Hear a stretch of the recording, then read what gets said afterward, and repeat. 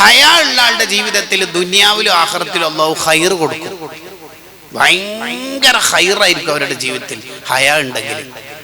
ആ വാക്ക് പറഞ്ഞാൽ ഒരു ഹയാ കുറവാന്ന് തോന്നിയിട്ട് നമുക്ക് പറയാണ്ടെന്നാൽ നമുക്ക് അല്ലാഹു എന്തോ ഒരു ഖൈർ കൊണ്ടുവരും. മൂസാ നബി അലൈഹി സ്വലാം നാട്ടിൽ നിന്ന് വിട്ട് ഷുഐബ് നബി അലൈഹി സ്വലാമിന്റെ നാട്ടിലെത്തിയപ്പോൾ കുറെ ആൾക്കാർ വെള്ളം കോരുന്നുണ്ട്. 2 പെൺകുട്ടികൾ മാറി നിൽക്കുന്ന ചരിത്രം ഖുർആനിലുണ്ട്. നിങ്ങളെന്താ വെള്ളം കോരുന്നില്ല? ഇല്ല. എന്തേ? ആണുങ്ങളൊക്കെ ഉള്ളോണ്ട്. അപ്പൊ ഒരു ചോദ്യം ഇപ്പം വരും, എന്ത്? അങ്ങനെ വല്ല ആണുങ്ങളെ ഇടപെടാടൊന്നും പറ്റൂല എന്നുണ്ടെങ്കിൽ പുരക്കിയിരുന്നിട്ട് ആണുങ്ങളെ വെള്ളം കോരാൻ അയച്ചൂടെ? ആ ചോദ്യം വരുമെന്ന് ബുദ്ധിമതികളായ ആ മക്കൾക്കറിയാം. അവർ ഉടനെ തന്നെ മുഖദ്ദറായ സുവാലിന്റെ ജവാബ് അടിച്ചു മൂസാ നബി അലൈഹി സ്വലാമിനോട്. പിന്നെ വീട്ടിൽ ഉപ്പയേ ഉള്ളൂ, വയസ്സായ ആളാ, വേറെ ആരുമില്ല. ഓ ശരി. മൂസാ നബി അലൈഹി സ്വലാം എല്ലാ നബിമാരെയും പോലെ ചാരിറ്റീന്റെ ആളാണല്ലോ. വെള്ളം കോരി കൊടുത്തു. ഒരു പോയി. വളരെ നേരത്തെ വീട്ടിലെത്തിയ മോളോട് ചോദിച്ചു, അല്ല ഇന്നത്തെ നേരത്തെ ഒരു നല്ല മനുഷ്യനുണ്ടായിരുന്നു, വെള്ളം കോരി തന്നു, ഇന്ന് ഓരെ വിളിച്ചിട്ട് വരീന്ന് പറഞ്ഞു. ഓറെ വിളിക്കാൻ പോയി. മൂസാ നബി അലൈഹി സ്വലാം പെണ്ണുങ്ങളോട് പറഞ്ഞു, നിങ്ങള് വേക്കിൽ നടന്നു, ഞാൻ മുമ്പിൽ അടക്കാം. മൂസാ നബി അലൈഹി സ്വലാമിന് മനസ്സിലായി ഇത് ഷുഐബ് നബി അലൈഹി സ്വലാമിന്റെ മക്കളാണെന്ന് മനസ്സിലായി.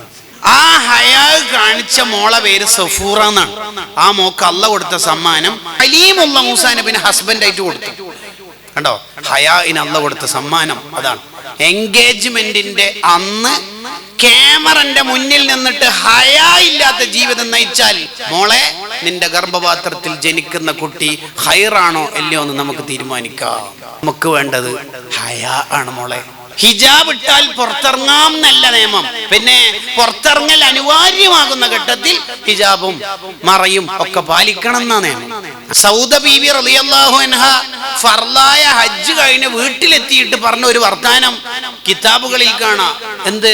ഇനി എന്റെ ശരീരം വീട്ടിൽ നിന്ന് പുറത്തിറങ്ങണമെങ്കിൽ അന്ന് എന്റെ മയ്യത്താവണം, മയ്യത്ത് മാത്രമേ ഇനി പുറത്തിറങ്ങുള്ളൂ. ഫർള് കഴിഞ്ഞു, ദാറ്റ്സ് എനഫ്. ഇനി എന്റെ മയ്യത്താണ് പുറത്തിറങ്ങുക. ഫാത്തിമ ബീവി റളിയല്ലാഹു അൻഹ വഫാത്തിന്റെ തലേന്ന് വസിയത്ത് ചെയ്തത്, എന്നെ നാളെ മരണപ്പെട്ടാൽ രാത്രി കബറടക്കിയാൽ മതി. എന്തേ? രാത്രി കബറടക്കുമ്പോൾ പൊതിഞ്ഞ കഫംപുട ആരും കാണൂലല്ലോ. അപ്പോൾ ഇട്ട കയ്യൊറയിൽ ഗ്ലൗസിൽ വമാർസൽനാക്കിയും ഫിദാക്കി എഴുതിയിട്ട് കാലിഗ്രഫി വരച്ചിട്ട് ഡൗൺലോഡ് ചെയ്യാനും പുറത്തിടാനും റീൽസിൽ കളിക്കാനും ഇൻസ്റ്റയിൽ തോണ്ടാനൊന്നും അല്ല ഗ്ലൗസ് അള്ള പറഞ്ഞ നിയമമുള്ളത്.